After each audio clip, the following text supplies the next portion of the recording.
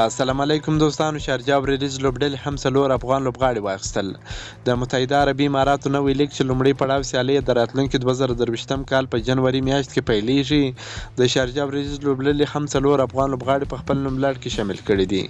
د افغان لوبډلې بریدګر توپخونکی رحمان الله ګربز، لوبډل مشر محمد نبي ساخل او ورو توپ اچوونکی نور احمد لکنوال او چټک توپ اچوونکی نوین الحق هغه لوبغاړي دي چې د شارجه او ریلیز لوبډلې اخیستي دي.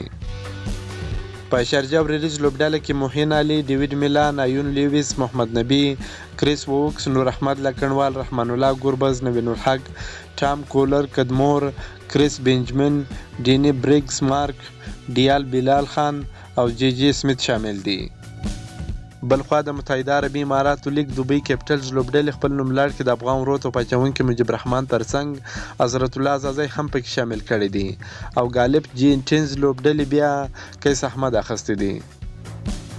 همدغه راز د ام آی امارات لوبډلې هم له درې افغان لوبغاړو نجیب الله زدران په زلحق فاروقي او ظاهر خان له ځان سره اخیستي دي او په لومړي پړاو سیالیو کې به ورسره ولوبېږي. که مو دا ویډیو خوښه شوې ویډیو در سره لایک کړئ، که په دې چینل کې نوی یاست د چینل هم در سره سبسکرایب کړئ. د نور تازه معلوماتو لپاره هم زموږ سره اوسئ. تر بلې ویډیو پورې د الله په امان.